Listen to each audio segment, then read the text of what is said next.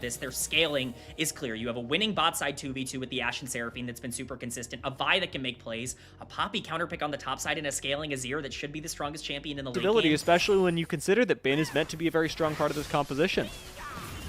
It's never a good sign when you have to say that, oh, well, the Mbessa is the least of my worries for a long-range engage. That's never, like, a good feeling, as Shun makes his way flash. I care. Just died. He just dies at level 1. First blood, but answered by Guan as the junglers come out. Theoretically, I'm not seeing contests, but maybe a deadly flourish or something.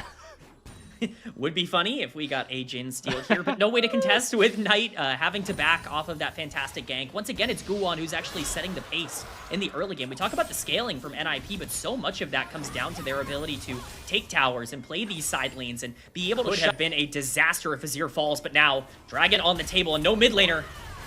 China Crystal Arrow is going to CC him for a long time, but the follow-up Tempered Fate gives just enough time for BLG to come over and answer back. Curtain Call actually connects to find Shun, and it's 1-for-1 with Awesome trapped in the river. BLG could easily grab themselves another kill, but Awesome, with a nicely timed flash, will avoid being knocked back by the Satchel Charge Deadly Flourish. Will hold him up for just a second, and the Magical Journey takes BLG all the closer. Fourth shot not even needed as Knight will collect the kill with a bouncing bomb. And up in the top side, Hoya not having a good time, will be flashed on and solo killed by Bin.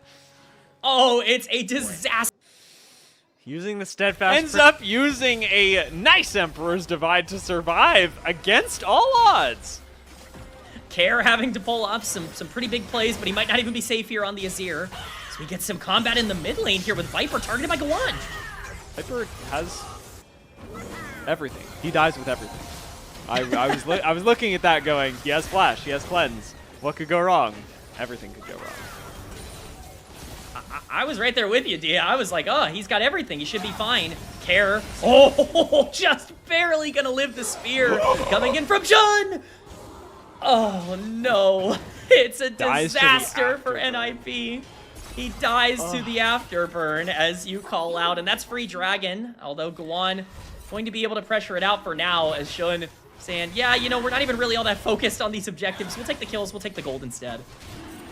The magic 1-for-0 looked pretty good for NIP, but turning that into a 1-for-1 a little bit more awkward. Getting the Dragon, however, another turn in the favor of NIP. Their second Dragon of the game.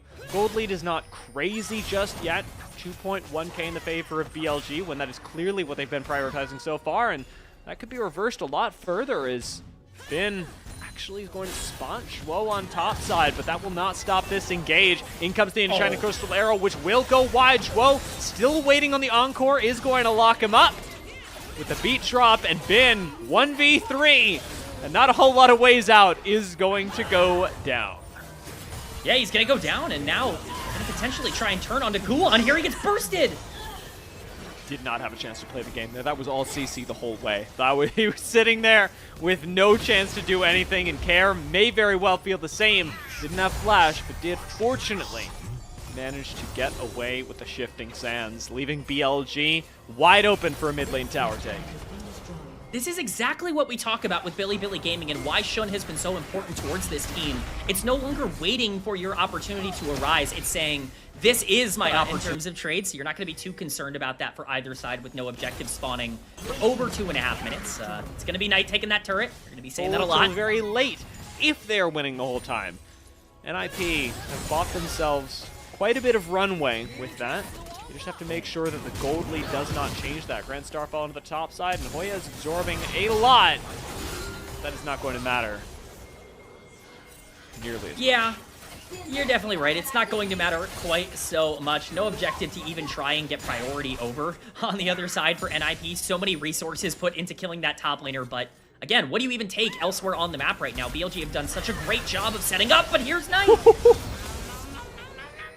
When everybody on BLG can assassinate you from across the map, NIP know how to manufacture a situation where they get up close and personal. Knight going down, a big shift for NIP, and it gives them access to this mid lane tower, which they really want, especially because this whole time, Bin is hammering away on top side. Unfortunately, they will not get that chance as Awesome is forced to flash away, flash forward from Shun, secures the kill, and now NIP got to get out of this curtain call as Guwon will manage to... Of the Ashe is more than enough to be able to take down the ADC. Oh my god, On goes in, he takes the journey! That looks too magical, but he will be able to walk this one a little further away at least. Mikhail's going to be used once again. Flash stun Guwon into the wall, turns that around real quick for BLG. And now with Bin here as well, there's no way that BLG are losing that fight. No way that BLG are losing that dragon. They are taking whatever they want. And that's not good for NIP. They need those dragons in order to have some sort of late game. BLG aren't even done. They're looking for Awesome. Oh, I thought he was alive, but he was dead. Where did he go, Dia?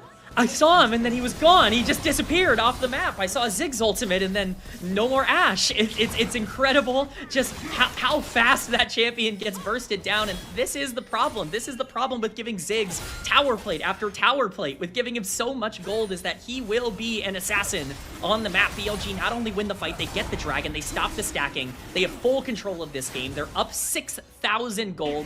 NIP's win condition is dwindling away.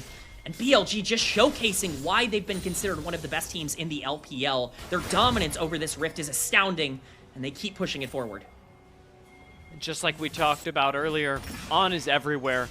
He is mirroring Guwon at every step. Shwo going to be piled in with him as Bin does get engaged on the bot side.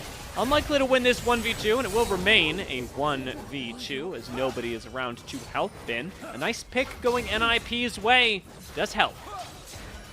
I mean, it's more gold. That's certainly nice. Bin has quite a lot of it on the Mbessa on the top side. You're going to need a couple of more of those in order to make full use of it. What do BLG do with this top side pressure? Now Guwon's looking to punish On, but Guwon could be in trouble here with the rest of BLG coming. Yeah, On is the one who punishes here. This Bard has been insane. However, it is going to be caught by the Encore with his AD carry down. BLG in an awkward spot. Do still have On somehow walking out of that one. Yeah, I mean, it's okay. It could be worse for NIP. You look at a lot of these exchanges and you just kind of assume that the worst is going to happen. They're able to at least get out with some gold. It's gone from a 6K lead to 4K1, but uh-oh. Bye, Awesome. League of Ashe getting exploded when I think she's got at least a couple seconds more to live. The opportunity for BLG to pull off a play onto Care. Out goes the Tempered Fate. And forces Care underneath the tower. The Satchel Charge almost sure to do this one in, as there it goes.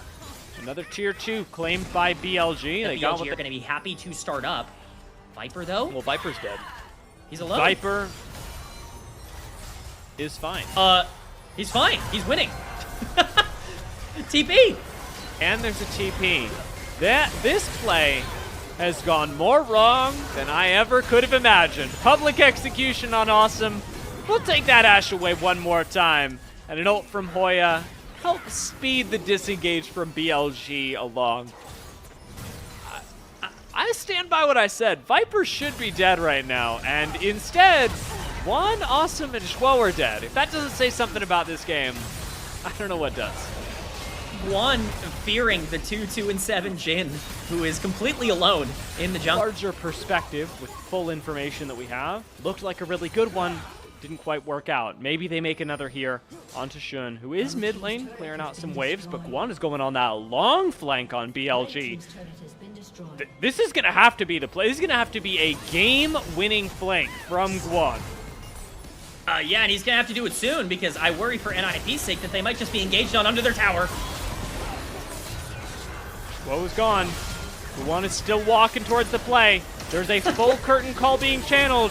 Guwon is still walking towards the play. Awesome is dead. Guwon has arrived at the play, and it is completely off screen as Viper finally is going to show up as Hoya dies, and Guwon is the last one left alive. BLG take everything while NIP are unable to close their jaws on a play fast enough. They're working on Nexus towers as Guwon is stuck under his inhibitor and dying for it. Guan going for the ultimate flank ends up finding the ultimate failure as BLG dominate their way to a game.